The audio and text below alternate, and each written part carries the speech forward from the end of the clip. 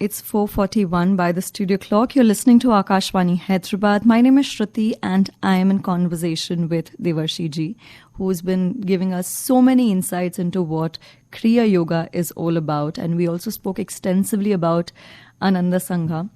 Devarshi ji, in our conversation, you mentioned a couple of times about self-realization. So what exactly is self-realization and how can Kriya Yoga... You also spoke about how, it has helped you on a personal level connect with divinity. So how does Kriya Yoga help one, to connect with divinity? Yeah, that's a good question. And it asks the question, what is divinity? And how do we get there? And Paramahansa Yogananda, he had a description of self-realization. Okay. He said, self-realization is the knowing in all parts of body, mind, and soul that I am now in possession of the kingdom of God. I need not pray that it come to me. All I need is to improve my knowing. Mm-hmm. And so self-realization, knowing God, comes only partly from just uncovering all the stuff covering our heart, our minds that hide it from us. Mm-hmm. And these are desires, attachments, fears, all these things, restlessness. And so meditation and Kriya helps to start to dissolve those things, and it starts to remove the veil. And when the realization comes, this self-realization, it's really smriti, divine memory of remembering who and what we really are and always have been. We were made from divine bliss, Satchidanandam, and we don't need to achieve it. It doesn't come from climbing the mountain. Mm-hmm. It comes from partly uncovering it and partly remembering it and realizing it, which needs meditation. The stillness of meditation helps us to clear the mind, especially clear the heart, because it's the feelings of the heart that really bind us. Right. Anger, desire, emotion, all these things really is what hides the truth. But joy is also a feeling. Divine joy, divine love is also a feeling of the heart. It's chitta. And it is the inspired divine aspect of feeling. And so feeling by itself is not a negative thing, except when it binds us.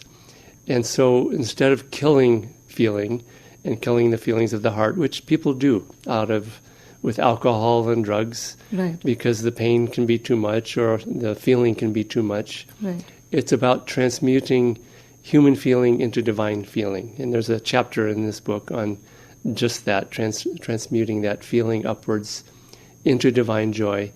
And when we have a daily practice of meditation,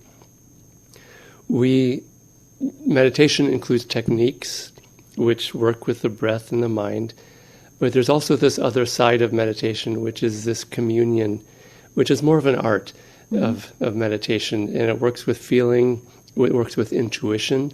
Okay. Intuition is really the way we realize. It's not with the intellect, it's more with the heart's feelings. Right. And when we commune with the divine regularly, every day, twice a day ideally, we start to make that connection more and more. Mm-hmm. And we start to turn and change our identification from this little restless, angry or fearful self into this divine self, which is again who and what we really are and what we have always been. So right. And you recently launched your book, and the title includes New Age. Yeah. So why specifically New Age? We can see all around us that this is a new age. It's very, very obvious. Yoganandaji's guru, Swami Sri Yukteswar, was a master astrologer. Mm-hmm. He understood the scriptures from the deepest sense of wisdom. Okay. He said that, contrary to common perception, that we are no longer in this dark age of Kali Yuga. Mm-hmm. We have already entered into this age of Dwapara Yuga. Okay. And that the ignorance of Kali Yuga caused people to be ignorant and get confused around this subject. And Dwapara Yuga is an age of energy. And the proof is all around us that we are entering a new age. People are becoming more intelligent. Right. All the new technologies, inventions all work with energy, electrons, all the gadgets that we have. Right. The world is becoming higher energy, Right. and we have to become higher energy. Okay. And so that's why Kriya Yoga is a practice and a spiritual awakening for this new age, because it shows us how to, in a way, get up to speed Right. with this high level of energy. I have a friend, when he was younger, he used to jump onto trains, freight trains for traveling, which is a very dangerous occupation. But he learned that in order to jump on a moving train, you have to be running In motion first, yes. Yes, and you may not have to be as fast as the train, but Correct. you have to have some speed. Correct. And then when you jump on the train, you don't get smashed by the train. And this world is smashing a lot of people. We see it. It smashes us sometimes because it's so much energy, and it knocks us over. And so Kriya Yoga helps us to have more energy, to understand energy, how to work with energy, how to work with the energy of this world and not get smashed by it. And that's what this new age is. It's a new age of heightened energy. And you hear this, people say, oh, it's just everything's speeding up more and more all the time. And it is. Right. And we better get used to it or learn how to cope with it. Right. And this is what Kriya Yoga, it helps us to learn how to cope with it. And when I was just browsing through the index of your book, I came across art and science. Now, since times immemorial, there's been a constant debate about spirituality versus science. And so what is, in your understanding, the link between spirituality and science? And it's both. It's both and. And there's a chapter in the book called The Technological Yogi. Right. And Yoganandaji even uses that phrase in his Right. autobiography, because the techniques of meditation are a technology, and they're scientifically proven. Okay. And they're very simple. And just one simple example is if you sit up with a straight back and look upwards, you'll feel more joy and more energy. If you're always slumped down, kind of looking down on the ground, you'll feel less energy. Right. And so the techniques of yoga are a science that works with tools to help uplift us, Right. to help us have this control. So it is a science in that way. Right. But that's not enough, because it's not enough just to figure it out with the mind. There's also the art of meditation. And it's just, I use the analogy in the book of a musician friend of mine who's a master cello player. Okay. And you see him play the cello. He teaches, he plays in orchestras. Okay. You see his technique is flawless, and that he has practiced his technique a lot. And that's the science, is the technique. But he also is a very passionate performer of music. And when that combination is there, the science and the technique, combined with the art and the passion and the love of music, he expresses the most amazing music through Right. flawlessly, seamlessly having the technique that in a way goes into the background, but it supports his inspiration and his art. And so the two of them together, Kriya Yoga is both art and science, because coming back to knowing God, that's not just a science. You can't just mentally figure it out. You can't do it just by doing a lot of techniques Right. and breathing exercises. You have to open the natural love of the heart and combine it with the techniques that calm the restlessness of the heart. Right. But with that love of the heart, with intuition, with intuitive understanding of what God is, and just going deep into meditation in that way, that's where Kriya Yoga is an art and a science. Right. And every great artist and musician, the truly great ones, understand both art and science, the Right. intuitive flow In of it sync. and the technique and the focus and all these things. So it is Right. both, and it's not one or the other. Right. And, with majority people, everyone, while they engage in, their daily business, while some are engaged in a rat's race, everyone in a way is trying to understand what the purpose of their life is. And more often than not, it is connected with spirituality. Once a person can understand their purpose of life through this medium. So how would you define, what one's purpose of life is or can be?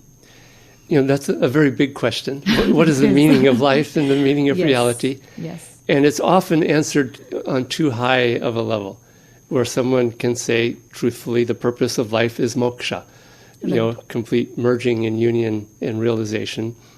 But that doesn't help the parent dealing with their child and dealing with their marriage or their Correct. business. It has no connection.